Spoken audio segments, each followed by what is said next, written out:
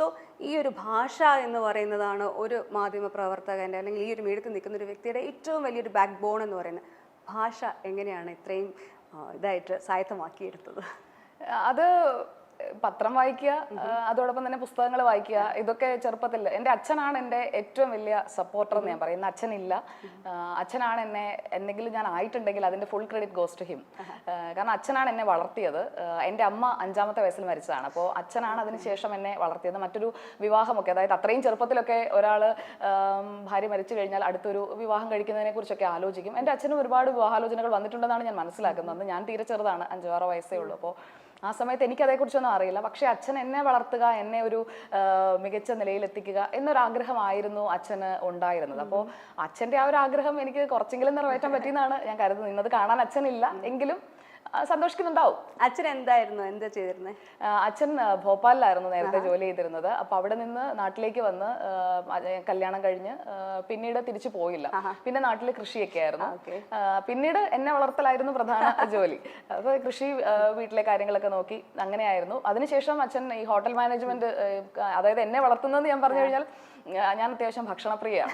എനിക്ക് നല്ല ടേസ്റ്റ് ഉള്ള ഭക്ഷണം വേണം. അപ്പോൾ അത് ഈ അച്ഛൻ പഠിപ്പിച്ച ശീലമാണ്. അപ്പൊ അച്ഛൻ നന്നായിട്ട് കുക്ക് ചെയ്യും, നല്ല ഭക്ഷണം ഉണ്ടാക്കി തരും. സ്കൂളിലേക്കൊക്കെ നമ്മൾ ഈ പോയിട്ട് ഈ ചോറൊക്കെ പങ്കിട്ട് കഴിക്കുമല്ലോ, കറികളൊക്കെ. അപ്പോൾ ഈ അങ്ങനെ 2-3 കറികളൊക്കെ ഉണ്ടാക്കി തന്നോട് എല്ലാവർക്കും കൊടുക്കേണ്ടതെന്ന് പറഞ്ഞാൽ എൻ്റെ ഫ്രണ്ട്സിനും കൂടി. അപ്പോൾ ഈ ഷെയറിംഗ് എന്ന് പറയുന്നതൊക്കെ അച്ഛൻ പഠിപ്പിച്ചതാണ്. അപ്പോൾ ഭക്ഷണം ആയാലും എല്ലാവരുമായിട്ടും പങ്കിട്ട് കഴിക്കുക, അങ്ങനെയുള്ള കാര്യങ്ങളൊക്കെ. അപ്പൊ അച്ഛൻ മരിക്കുന്നത് വരെ ആ ഒരു രീതിയായിരുന്നു. നല്ല ഭക്ഷണം ഉണ്ടാക്കും, അങ്ങനെ ഭക്ഷണത്തിലൂടെ ഒരാളുടെ മനസ്സിലേക്ക് കയറാൻ പറ്റും എന്നുള്ളതൊക്കെ അച്ഛൻ പഠിപ്പിച്ച കാര്യം കേട്ടോ. അപ്പോൾ അങ്ങനെയുള്ള കുറെ കാര്യങ്ങളുണ്ട്. അതിന്റെ കൂടെയാണ് ഈ പുസ്തകം വായിക്കുക, ഉറക്ക വായിക്കാൻ പറയുമായിരുന്നു. കാരണം അച്ഛൻ എന്തിനാ പറയുന്നത് വെച്ച് കഴിഞ്ഞാൽ അച്ഛൻ അടുക്കളയിൽ എനിക്ക് എന്തെങ്കിലും ഉണ്ടാക്കി തരുമായിരിക്കും. ഞങ്ങൾ 2 പേരും മാത്രമേ ഉള്ളൂ വീട്ടില്. എനിക്ക് വേറെ സിബ്ലിങ്സ് ഇല്ല, ഒറ്റ മോളാണ്.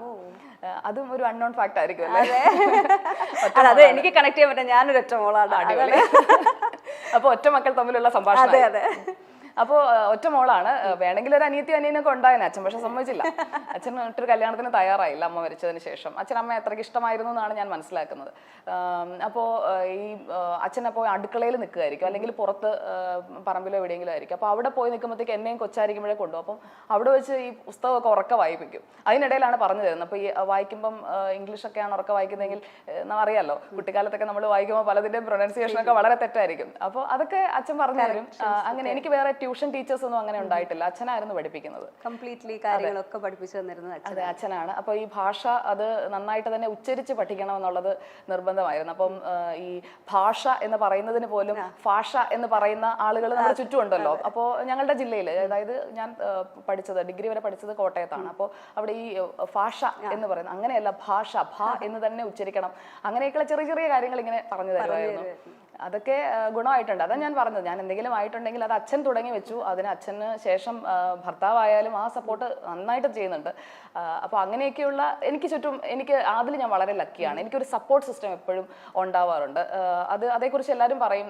നമുക്ക് ഈ നെഗറ്റീവ്സിനെ കുറിച്ച് പറയുമ്പോൾ ഞാനത് പറഞ്ഞു, കുറേ നെഗറ്റീവ്സ് ഉണ്ട്. ഇപ്പോൾ വേണമെങ്കിൽ എനിക്ക് പറയാം അമ്മയില്ല അങ്ങനെ. പക്ഷെ ഞാൻ അതിലല്ല, ഞാൻ അച്ഛനുണ്ട്, അതിലാണ് ഞാൻ ഫോക്കസ് ചെയ്യുന്നത്. ഒന്നില്ല എന്നുള്ളത് വെച്ച് അതിനെക്കുറിച്ച് സങ്കടപ്പെട്ടിരിക്കാനാണെങ്കിൽ അതിന് മാത്രമേ പറ്റുള്ളൂ. പക്ഷെ ഞാൻ അച്ഛനുണ്ട്, അച്ഛനാണ് എന്നെ വളർത്തിയത്. അതിനുശേഷം ഇപ്പോൾ ഭർത്താവുണ്ട്, അച്ഛൻ മരിച്ചു, അച്ഛനും അമ്മയും ഇല്ല. ആ ഇല്ലായ്മയെ കുറിച്ചല്ല, എനിക്ക് ഭർത്താവുണ്ട്, 2 മക്കളുണ്ട്.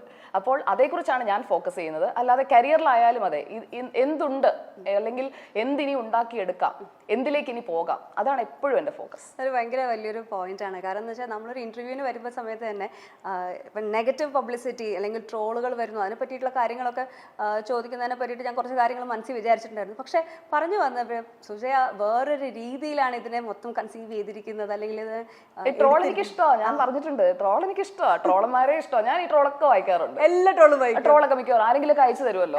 അപ്പോൾ ട്രോൾ ചെയ്യുമ്പോഴേക്കും ഞാനിപ്പോൾ ആലോചിക്കും, ഇതൊക്കെ കണ്ട് കുറച്ച് പേർക്കെങ്കിലും സന്തോഷം ഉണ്ടായിട്ടുണ്ടാവുമല്ലോ, കുറച്ച് പേരെങ്കിലും ചിരിച്ചിട്ടില്ലേ? തീർച്ചയായിട്ടും ഞാനും ചിരിക്കാറുണ്ട്. അപ്പോൾ നമ്മളെ കുറിച്ച് എഴുതുന്നത് കണ്ട് നമുക്ക് ചിരിക്കാൻ പറ്റുന്നുണ്ടെങ്കിൽ നമ്മൾ അവിടെ വിജയിച്ചു. ഈ കമന്റ്സ് ഒക്കെ വായിക്കാറുണ്ട്? കമന്റ്സ് വായിക്കും, എല്ലാം വായിക്കാറുണ്ട്, കമന്റ്സ് വായിക്കും. പിന്നെ അതുപോലെ തന്നെ ഞാനിപ്പോൾ ഫേസ്ബുക്കിലൊക്കെ, ഞാൻ സോഷ്യൽ മീഡിയയിൽ അത്രയ്ക്ക് ആക്റ്റീവ് അല്ല, എന്നാലും കുറച്ചുകൂടെ കൂടുതൽ ആക്റ്റീവ് ആകണമെന്ന് ആഗ്രഹിക്കുന്നുണ്ട്. അപ്പോൾ നിങ്ങളുടെയൊക്കെ ആയാലും വീഡിയോസിന്റെ ഒക്കെ കട്ട്സ് ഒക്കെ വരുമല്ലോ, മൈൽ സ്റ്റോൺ മേക്കേഴ്സിന്റെ ആയാലും ഒക്കെ കട്ട്സ് വരും, അല്ലെങ്കിൽ മറ്റ് ഇതിന്റെയൊക്കെ കട്ട്സ് വരും. അതിനിടയിലൊക്കെ കമന്റ്സ് വരും. അതുപോലെ തന്നെ ഞങ്ങളുടെ ഈ മീറ്റ് ദ എഡിറ്റേഴ്സ്, അതാണല്ലോ ഇപ്പൊ ചർച്ചാ വിഷയം. ഇപ്പൊ എന്നെ വിളിക്കാനുള്ള ഒരു കാരണം അതാണല്ലോ. അപ്പൊ അതിലെ എന്തെങ്കിലും ഒന്ന് അറിയാതെ പറഞ്ഞു പോയി, അതെങ്ങാനും അബദ്ധത്തിൽ തഗ്ഗായി പോയി കഴിഞ്ഞാൽ, അങ്ങനെയല്ലേ നിങ്ങൾ പറയുന്നത്, തഗ്. അപ്പൊ അങ്ങനെ തഗ്ഗായി പോയി കഴിഞ്ഞാൽ പിന്നെ അങ്ങ് എടുത്തിട്ട് അങ്ങ് ട്രോളന്മാർക്ക് ചാകര എന്ന് പറഞ്ഞു, വീണ്ടും അവളെത്തി എന്നുള്ള മട്ടിലാണല്ലോ. അപ്പോൾ അങ്ങനെയൊക്കെയുള്ള കാര്യങ്ങൾ അതൊക്കെ എന്ന് പറഞ്ഞു കഴിഞ്ഞാൽ കുറച്ച് പേർക്കെങ്കിലും നമ്മൾ പറയുന്നതിൽ, അതായത് ചിലതൊക്കെ വളരെ സീരിയസ് ആയിട്ട് ഞാൻ പറയുന്നതായിരിക്കും, അതും ചിലപ്പോൾ തമാശയാവും, പക്ഷെ അത് കുറച്ച് പേർക്ക് സന്തോഷം വരുന്നുണ്ട്. ഇപ്പൊ ഇരുന്ന് ഇന്റർവ്യൂ ചെയ്യുന്നതിന് ഇത്രയും ചിരിച്ചില്ലേ? അപ്പൊ അത് നമ്മൾ ആ ഒരു സംഭാഷണത്തിൽ ആ ഒരു വൈബ് വന്നുകൊണ്ടാണ്. അപ്പൊ ആ ഒരു വൈബ് നമുക്ക് കൊടുക്കാൻ പറ്റില്ല. നമുക്ക് ചുറ്റുമുള്ള ആളുകളെ നമുക്ക് ചിരിപ്പിക്കാൻ പറ്റുന്നുണ്ടെങ്കിൽ നമ്മുടെ ജീവിതത്തിൽ വിജയിച്ചു എന്നാണ് ഞാൻ അങ്ങനെ വിശ്വസിക്കുന്നത്. യൂഷ്വലി നമ്മൾ ജേർണലിസ്റ്റ്, നമ്മളിപ്പോൾ എന്റർടൈൻമെന്റ് ആങ്കേഴ്സ്, ന്യൂസ് ജേർണലിസ്റ്റ് വേറെ തന്നെ ഒരു കാറ്റഗറി തന്നെയാണ് പോകുന്നത്. ജേർണലിസ്റ്റുകൾ പൊതുവെ വളരെ സീരിയസ് ആയിട്ട് നിന്ന് ഇനിയിപ്പോ ചിരി വരുന്ന സിറ്റുവേഷൻ ആണെങ്കിൽ പോലും ചിരിക്കില്ല. ഞാൻ ഓണർ ചിരിക്കാറുണ്ടല്ലോ. അതാണ് ഇപ്പൊ ആ ഒരു സ്റ്റൈലൊക്കെ മാറി കാര്യമായിട്ട് ചിരിക്കുന്നുണ്ട്. എന്നെ ട്രോളാൻ വേണ്ടിയുള്ള പരിപാടിയല്ലേ എന്ന് ചോദിക്കുന്നുണ്ട്. ഈ ഒരു നിങ്ങൾ തമ്മിലുള്ളൊരു കാറ്റ് ഫൈറ്റ് എന്ന് നമുക്ക് പറയാൻ പറ്റില്ല, കാരണം ആണും പെണ്ണും ആയതുകൊണ്ട് കാറ്റ് ഫൈറ്റ് എന്ന് ഡോക്ടർ അരുണിയാണോ? ഡോക്ടർ അരുൺ, ഞങ്ങൾ ടോം ആൻഡ് ജെറി അല്ലേ? ടോം ആൻഡ് ജെറി ആ ഒരു ഗിവ് ആൻഡ് ടേക്ക് ഉണ്ട്. രണ്ടുപേരും വളരെ സീരിയസ് ആയിട്ടുള്ള ഓപ്പോസിറ്റ്, രണ്ടുപേരുടെയും പേഴ്സണൽ ആയിട്ടുള്ള പൊളിറ്റിക്കൽ സാധനങ്ങൾ അതിനകത്ത് വരുന്നുണ്ട്. രണ്ടുപേരും ഒരു സ്ഥാപനത്തിൽ വർക്ക് ചെയ്യുന്നുണ്ട്. പക്ഷെ എഗെയിൻ അത് കണ്ടു നിൽക്കുന്ന ആൾക്കാർക്ക് ഭയങ്കര രസകരമായിട്ട് തോന്നാറുണ്ട്.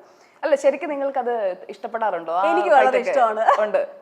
ഞാൻ ഭയങ്കരമായിട്ട് എൻജോയ് ചെയ്യുന്ന ഒരാളാണ്. കാരണം എന്ന് വെച്ചാൽ അതിനകത്ത് എവിടെയോ ഒരു ഫ്രണ്ട്ഷിപ്പ്, ഒരു സ്നേഹവും കൂടി എനിക്ക് ഫീൽ ചെയ്യാം. എവിടെയോ അല്ല, ശരിക്കും ഉണ്ട്. ശരിക്കും പറഞ്ഞു കഴിഞ്ഞാൽ ഞാൻ 24ലേക്ക് വരാനുള്ള ഒരു റീസൺ എന്ന് പറഞ്ഞാൽ, ഞാൻ നേരത്തെ കുറെ റീസൺസ് പറഞ്ഞല്ലോ, ഒരു റീസൺ ഡോക്ടർ അരുൺകുമാർ. അതെ, കാരണം നമുക്കൊരു അപ്പുറത്തൊരാളുണ്ടെങ്കിൽ, ചില നടന്മാരും നടിമാരും ഒക്കെ പറഞ്ഞു കേട്ടിട്ടില്ലേ, അപ്പുറത്തൊരാളുണ്ടെങ്കിൽ ആ ആക്ഷന് റിയാക്ഷൻ കൊടുക്കാനായിട്ട് നമുക്ക് പറ്റും. അപ്പോൾ എനിക്ക് ശരിക്കും പെർഫെക്റ്റ് ആയിട്ട് എനിക്ക് റിയാക്ഷൻ കൊടുക്കാൻ പറ്റുന്ന ഡോക്ടർ അരുണിനാണ്. തിരിച്ചും അങ്ങനെയാണെന്നാണ് ഞാൻ കരുതുന്നത്. അടുത്ത ഇന്റർവ്യൂവിന് ഡോക്ടർ അരുണിനെ വിളിക്കണേ. തീർച്ചയായിട്ടും. അപ്പോൾ ആ ഒരു ഗിവ് ആൻഡ് ടേക്ക് വരുമ്പോഴേക്കും അത് ഇതുവരെ മലയാളം ന്യൂസ് ചാനൽസിൽ കണ്ടിട്ടില്ലാത്തതാണ്. അപ്പോൾ ഈ മീറ്റ് ദ എഡിറ്റേഴ്സ് എന്ന് പറഞ്ഞ ഷോ കൺസീവ് ചെയ്യുമ്പോൾ ആൻഡ്രോ സാറും, ഞങ്ങളുടെ MD ആൻഡ്രോ സാറും, അതുപോലെ തന്നെ നെറ്റ്വർക്ക് പ്രസിഡന്റ് അനിൽ അയ്യൂരും ഞങ്ങളുടെ ആ ഒരു എഡിറ്റോറിയലിന്റെ ഭാഗമാണ്. ഡിസ്കസ് ചെയ്യുമ്പോഴേക്കും ഇങ്ങനെ ഒരു ഷോയെ കുറിച്ച് പറയുമ്പോൾ എല്ലാവർക്കും ആദ്യം ഒരു ടെൻഷൻ ഉണ്ടാവുമല്ലോ. എനിക്ക് ആ ടെൻഷൻ ഇല്ലായിരുന്നു. കാരണം ഇതെന്ന് പറഞ്ഞ ഒരു പ്ലാറ്റ്ഫോം ആണെന്നുള്ളതാണ് ഞാൻ അന്നേരം മനസ്സിലാക്കിയത്. കാരണം ഇങ്ങനെ ഒരു പ്ലാറ്റ്ഫോം മലയാളം ന്യൂസ് ചാനൽസിൽ ഉണ്ടായിട്ടില്ല. കാരണം നമ്മുടെ എന്താണോ പേഴ്സണൽ പൊളിറ്റിക്സ് എന്താണോ, നമ്മുടെ വ്യൂ പോയിന്റ് എന്താണോ, അത് ഓൺ എ ഗിവൺ സബ്ജക്ട് നമുക്ക് പറയാൻ പറ്റുന്നു, നമ്മുടെ ഒരു നിലപാട് പറയുന്നു. അപ്പൊ അതും എന്നെ കളിയാക്കാറുള്ളതാണ് കേട്ടോ, നിലപാട് ഞാൻ മാറ്റില്ല. അത് എനിക്കുള്ള ഒരു ട്രോളാണ്. അപ്പോ അതൊക്കെ എന്ന് പറഞ്ഞു കഴിഞ്ഞാൽ നമുക്ക് കൃത്യമായിട്ടൊരു ഒരു വാതിൽ തുറന്നു കിട്ടുകയാണ്. അതായത് ന്യൂസ് ചാനൽ മേഖലയിൽ ഒരു പുതിയ ലോകത്തിലേക്കുള്ള ഒരു വാതിൽ തുറന്നിടുകയാണ് മീറ്റ് ദ എഡിറ്റേഴ്സ് എന്ന് ഞാൻ ഇന്ന് പറയും. ഇത് ചിലപ്പോൾ ഒരു 5 വർഷം കഴിയുമ്പോഴത്തേക്ക് നിങ്ങളൊക്കെ പറയും അന്ന് വാതിൽ തുറന്നിട്ടത് ഇതാണ്.